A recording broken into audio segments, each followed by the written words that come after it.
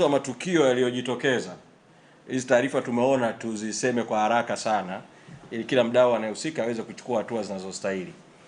Upande mmoja ni huo taarifa wa Jeshi la Polisi kujiandaa na kuandaa silaha na kuandaa utaratibu ambao sio utaratibu wa kawaida. Taarifa ambayo tumeshaitolea taarifa kwenye taarifa iliyotolewa kwa umma na mkurugenzi wa mawasiliano. Upande wa pili wa taarifa ni hiyo ya kuwepo kwa watu watakaovalishwa sare za Chadema na kufanya vurugu. Tungeweza kupuuza, lakini kuunganisha taarifa ya kwanza na taarifa ya pili na taarifa ya kuvamiwa nyumbani kwake siku chache zilizopita kwa mmoja wa wafanyabiashara anayeuza sare za Chadema na polisi kuchukua na gari la polisi sare za Chadema, bendera za Chadema, vifaa mbalimbali vyenye nembo ya Chadema na kuondoka navyo. Kunatengeneza pattern ya mnyororo wa matukio. Sasa ukichanganya na taarifa za tatu za gerezani za mwenyekiti Lissu kuwekewa mipaka ya idadi ya watu na kutakiwa kupelekwa kwa majina, inaashiria hapa kuna kitu ambacho kinaendelea ambacho inabidi kikomeshwe, na tumetuita vyombo vya habari kwa haraka kutaka mambo kadhaa. La kwanza ni kwa mahakama bila kuingilia uhuru wa mahakama kuweka utaratibu mahakamani ambapo haki itatendeka na haki itaonekana ikitendeka. Na utaratibu ni rahisi tu. Shauri hili sasa liko mahakama ya rufaa. Mahakama mbili hizi, mahakama ya rufaa na mahakama kuu hapa Dar es Salaam, ziko karibu. Sasa mahakama ya rufaa kwa namna ilivyojengwa ina ukumbi mdogo sana.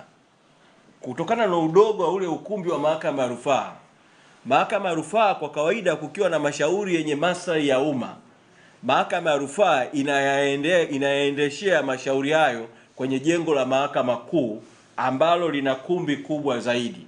Na pale mahakama kuu ukumbi mkubwa zaidi ni ule ukumbi namba 1 ambao una nafasi ya watu kukaa chini na una nafasi ya watu kukaa juu kwenye jukwaa. Kwa hiyo una nafasi ya wingi wa watu wengi zaidi. Taarifa nilizonazo mimi kutoka vyanzo vya mahakamani huko ni kwamba ule ukumbi namba 1 mahakama kuu kesho hauna kesi yoyote.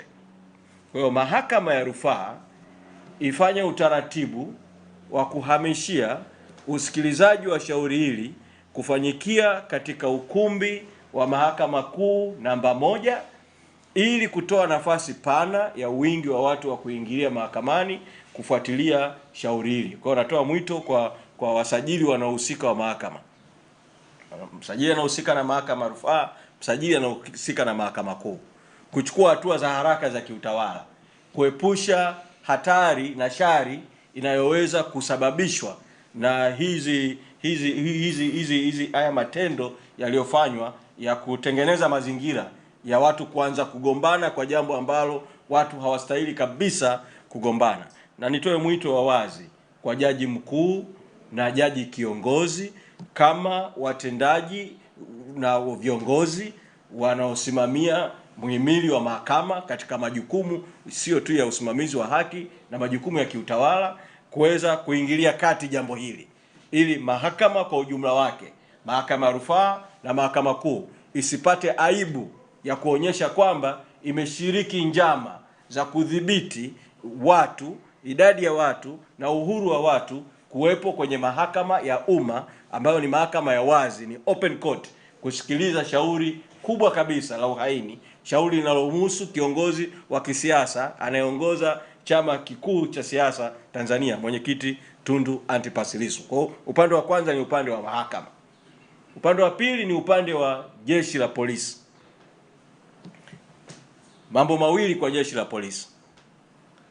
La kwanza, wapuuze taarifa za uongo za ndani ya jeshi la polisi lenyewe zinazodaiwa kuwa za kiintelijensia kwamba watu wa Chadema, maana kuna habari hizo wamelishana uongo huko ndani kwamba Chadema inataka kufanya vurugu ya wanachokiita kumuokoa Tundu Lissu kutoka kwenye mikono ya magereza na mikono ya polisi.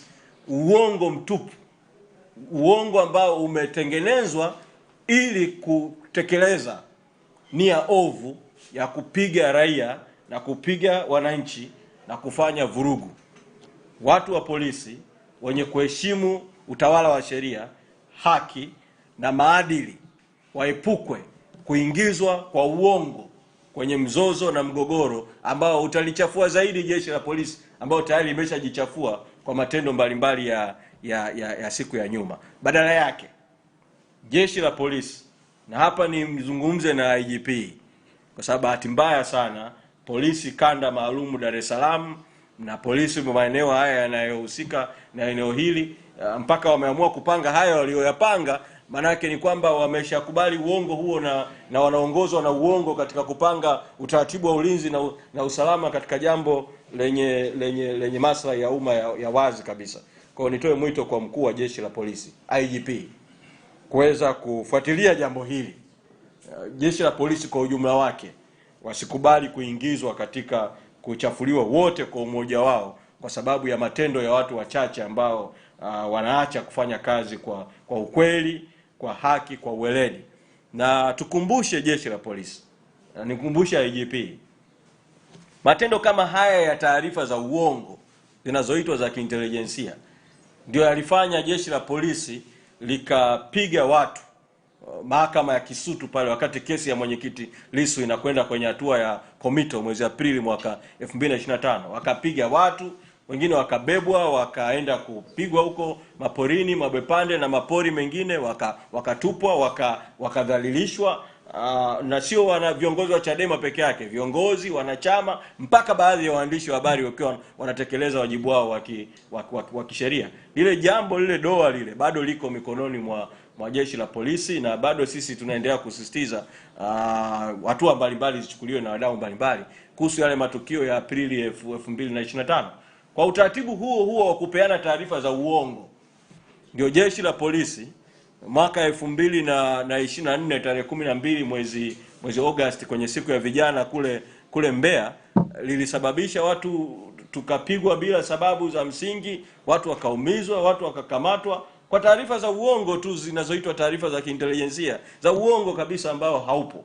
Sasa safari hii tena jeshi la polisi linataka kusababisha matatizo makubwa kwa kuendeshwa na uongo baadaye ya ukweli na uweledi.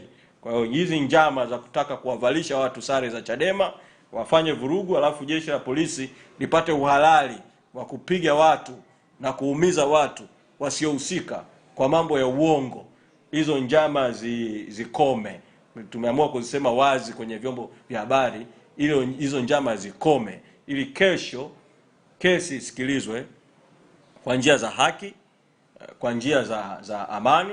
Sisi Chadema, pamoja na kuumizwa kwetu na kudhalilishwa kwetu na kupitishwa kwenye mambo yasiokuwa ya haki kabisa, lakini tumekuwa chama kinachoheshimu utawala wa sheria.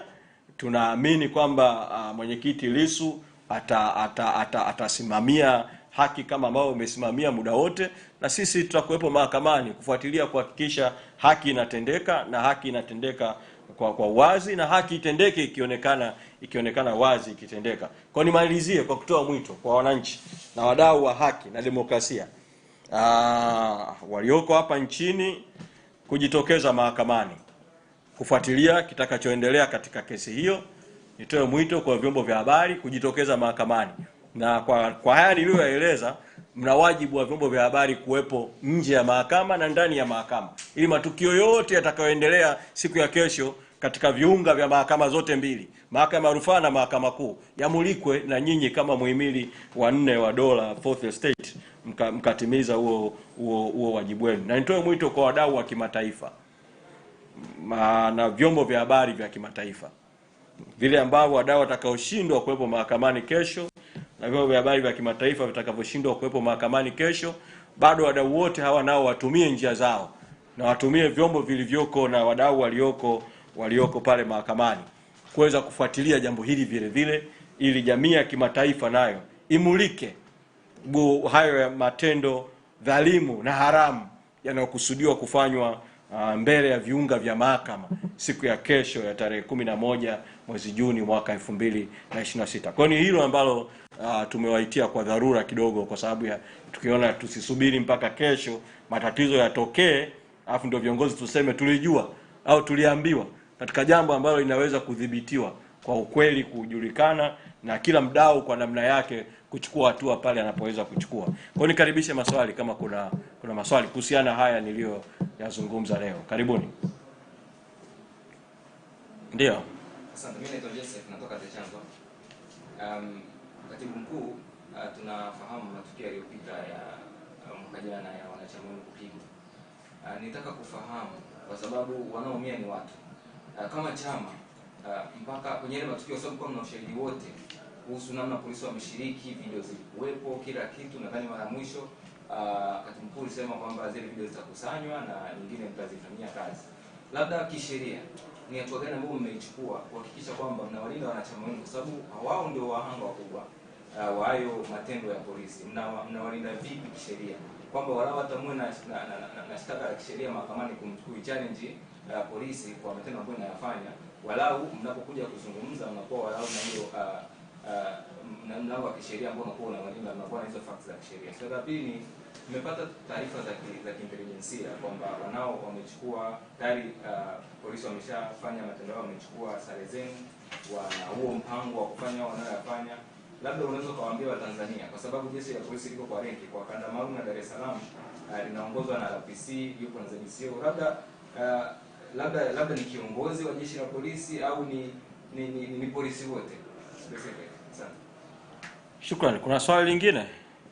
Karibu. Asante. Katibu mkuu, Pamoja na kuona kufahamu, jitambulishe kwa minajili ya watu wanaofuatilia hii. mimi ni Bakari Kiano, nipo Mwananchi. Ndio. Umezungumzia amepata taarifa. Hiyo taarifa ambayo mwenyekiti amepewa na uongozi wa mahakama au amepewa na nani, yani kwamba kesho ukienda mahakamani watu 40 tu upeleke tena kwa majina uorodheshe? Ni watu gani anamwambia mwenyekiti wa uongozi wa mahakama au? Sawa. Shukrani. Swali lingine kama lipo? Sawa, naomba nijibu haya. Nianze na Joseph wa Chanzo. Ni ukweli matukio kama haya yameshatokea nyuma. Nimetoa mfano wa tarehe 12 mwezi wa 8 mwaka 2024 na tarehe 11 mwezi wa 8 mwaka 2024. Viongozi tulipigwa Mbeya na wanachama walipigwa Mbeya na jeshi la polisi. Na ni ukweli vile vile kwamba mwezi Aprili mwaka 2025 viongozi, wanachama na waandishi wa habari walipigwa Dar es Salaam mbele ya mahakama ya Kisutu. Matukio ya Mbeya yalipotokea, tulifanya mkutano na nyinyi waandishi wa habari hapa na tukasema tutachukua hatua za kisheria dhidi ya jeshi la polisi. Kitaasisi jukumu lile tulimkabidhi mwenyekiti Tundu Lissu kama vile vile wakili, na alikuwa katika hatua za mwisho sana za kukamilisha ufunguaji wa ile kesi kabla ya kukamatwa. Nakumbuka mimi mwenyewe tu binafsi aliniomba vielelezo vyote, nikampatia vya mambo yote yaliyotokea kwa upande wangu, na alichukua kwa upande wa Joseph Mbilinyi Sugu na kwa wengine. Lakini mwenyekiti akakamatwa, na walipokamata ikasababisha zile nyaraka za ufunguaji wa kesi ambazo alikuwa nazo, mawakili wengine wakashindwa kupata ile transfer ya haraka ya hiyo transition ya kesi. Katibu mkuu nilielekeza wakili mwingine tena kwanza upya mchakato wa hii kesi. Kwa hiyo itachukua muda kwa sababu tu ya hiyo baadhi ya nyaraka kutokuwa mikononi mwa mawakili ambao wanashughulikia sasa. Lakini kuna baadhi ya watu waliopigwa Mbeya walifungua kesi Dodoma. Kwa kuna kesi ambayo ilikuwepo Dodoma kuhusiana na shauri la watu kupigwa Mbeya. Kwa haikupita tu hivyo bila hatua kuchukuliwa. Kwa hiyo ni kesi ya Mbeya. Kwa hiyo nataka kusema tu yale ya Mbeya hayajaisha bado hatua zitaendelea kuchukuliwa. Sasa haya ya Dar es Salaam ya Kisutu, na yenyewe tulisema kwamba tutachukua hatua. Tuliomba wadau mbalimbali wachukue hatua, lakini na sisi tuchukue hatua vile vile. Upande mmoja engage taasisi mbalimbali za kimataifa, zilichukua video zile, zilichukua ule ushahidi, na ni mambo ambayo yanashughulikiwa vile vile kimataifa, na nisingependa katika hatua hii kuingia undani sana juu ya kinachoendelea. Lakini rai ya ujumla ambayo naitoa, sisi Chadema tumekuwa wahanga wa mashambulizi mengi kidogo, kwa kiwango ambacho tumekuwa na kesi nyingi kwa wakati mmoja. Huku kuna kesi ya zuio la chama na mali za chama, huku kuna kesi ya mwenyekiti Lissu, huku kuna kesi za viongozi wamefunguliwa huku na huku tuna kesi dhidi ya msajili wa vyama vya siasa. Sasa kutokana na wingi wa kesi tulizonazo, tunashambuliwa kwa njia nyingi na tunaitumia mahakama kujilinda kwa njia mbalimbali katika kusimamia na kutetea haki. Mawakili wetu wanazidiwa na mzigo wa mashauri vile vile katika kushughulikia yote kwa wakati mmoja. Kwa nitoe mwito wa wazi vile vile kwa mawakili mbalimbali, kama kutakuwa na mtu atakuwa na interest ya kusaidia kesi ya Mbeya pro bono, tutamshukuru ajitokeze. Kama kuna mtu atakuwa anataka kusaidia kesi ya watu waliopigwa Dar es Salaam Kisutu mbele ya mahakama pro bono, tutashukuru, ili kuwe na usaidizi mwingi zaidi wa kushughulikia mashauri mengi ambayo tunayo. Lakini kwa kutumia timu yetu ya mawakili, kwa kadiri ya mzigo wao unavyopungua, tuta-update vile vile hatua gani tutachukua. Lakini niwaombe sana, hili la majibu yangu juu ya hizi kesi lisiwe habari kuu ya leo, ili tusitengeneze diversion tukadivert kutoka katika jambo kuu ambalo ni kuhusu ya kesho, yanatakiwa kutokea kesho. Kwa haya ya kihistoria ya Mbeya, ya Kisutu, ya mwaka 2024 na 2025 yasihamishe mjadala juu ya matatizo makubwa ambayo yanaweza kutokea kesho iwapo mahakama, jaji mkuu, jaji kiongozi na wasajili wa mahakama hawataingilia kati, na jeshi la polisi ngazi ya taifa, IGP na timu yake hawataingia kati kuliokoa taifa na mambo yatakayotengenezwa kesho na watumiwa wakuu wakiwa jeshi la polisi. Umeuliza sasa hizi taarifa za kiintelijensia, huu mpango huu ni polisi ngazi ipi? Ni jeshi la polisi lote au ni baadhi?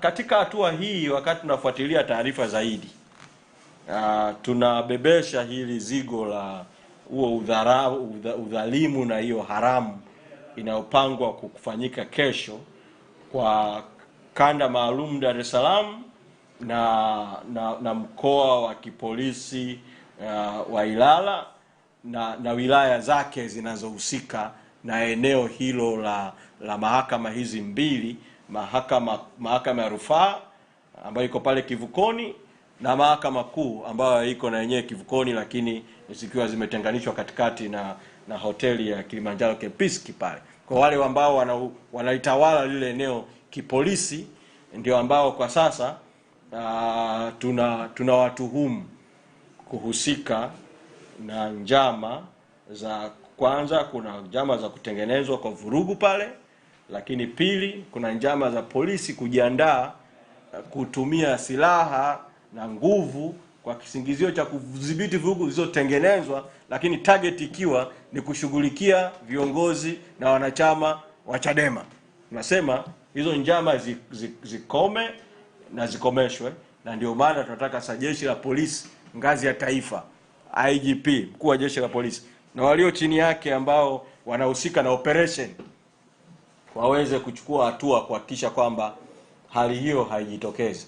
Kama wanahusika wengine zaidi, katika wakati mwafaka tutazungumza, lakini kwa sasa tuseme hayo tu na tuwashukuru sana kwa kuja kwa ghafla, kwa short notice, na kwa wale ambao mmechelewa mtuie radhi, na kwa sababu tulikuwa ni short notice na mazingira ya mvua, niwaombe sana mchukue content kutoka kwa wenzenu ili yale ambayo tumeyazungumza yatoke mapema sana, ili kudhibiti hicho ambacho kitatokea kesho kisitokee kwa umma kufahamu ukweli, na wale wanaohusika kufanya kazi kwa haki na kwa uweledi. Kwa hiyo tunawashukuru sana wanahabari kwa kweli kwa kuitikia mwito wetu wa short notice. Asanteni sana.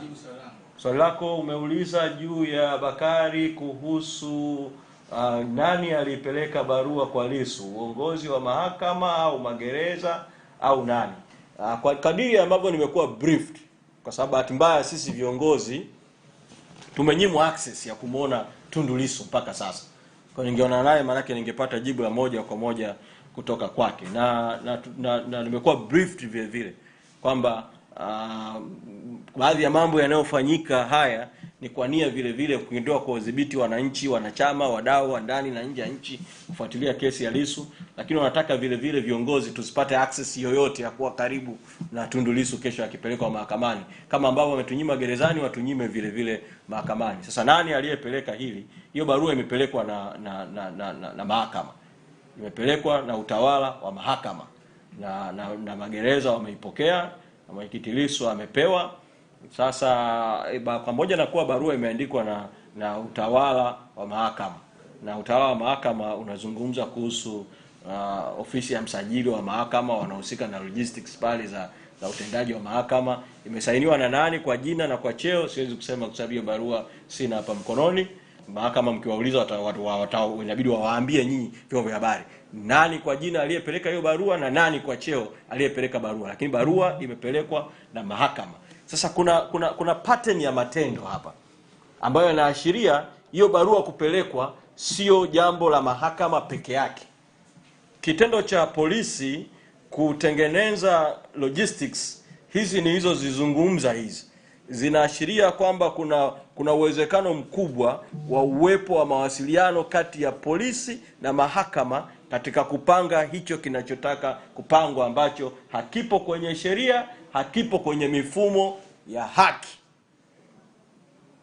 Rai yangu kwa mahakama isifanywe mateka na jeshi la polisi. Mahakama isiingiliwe uhuru wake na utendaji wake na jeshi la polisi. Mahakama ni chombo cha juu zaidi katika Jamhuri ya Muungano wa Tanzania cha kutenda haki. Mahakama itumie mamlaka yake katika kuhakikisha kwamba haki inatendeka na haki inaonekana ikitendeka. Mahakama ndio inatakiwa iwekee jeshi la polisi utaratibu wa nje ya mahakama, katika eneo la corridor ya mahakama, kwenye environment, viunga vya mahakama, juu ya utaratibu wa kuhakikisha haki inakuwepo ya watu kuingia mahakamani kusikiliza kesi kwenye open court kwa uhuru na kwa haki. Na katika nchi zetu hata Tanzania hii mambo yameshafanyika.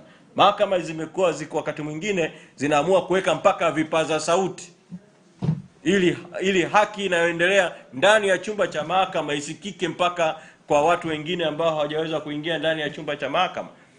Sasa hapa ni jaribio kubwa sana kwa mahakama yetu ya juu zaidi. Maana kuna mengine yalikuwa nalalamikiwa Kisutu, ningesema hii mahakama ya hakimu mkazi ni ya chini kidogo. Kuna mengine ni ya mahakama kuu, sema ni mahakama ya juu. Sasa leo mahakama ya juu kabisa katika nchi yetu, mahakama ya rufaa, leo iko kwenye jaribu na kesho itakuwa majaribuni. Kama inaweza kusimamia viwango vya haki vya kimahakama vya kitaifa kwa mujibu wa katiba ya nchi yetu, na kwa vya kimataifa kwa mujibu wa mikataba ambayo nchi yetu imeridhia inayohusu uendeshaji wa mahakama na usimamizi wa haki. Kesho ni jaribio kwa mahakama ya rufaa, na rai yangu ni kwamba walifaulu hilo jaribio, kwa sababu sio sisi Chadema tu tunahusika na hili, na sio sisi Chadema tu tunaotazama kuona kama mahakama itatenda haki na haki itaonekana ikitendeka. Ni dunia inaitazama Tanzania kesho, na dunia inaitazama mahakama ya Tanzania kesho. Kwa hiyo niwatakie heri tu wote wenye mamlaka na wenye uwezo wa kufanya maamuzi ndani ya mahakama, kuyafanya hayo maamuzi kwa haki na kwa uweledi na kwa kuongozwa kwa katiba ibara ya 107 ya katiba ya Jamhuri ya Muungano wa Tanzania. Nawashukuru sana. Bakari, naamini nimejibu sasa swali lako. Haya, nawashukuru sana wote.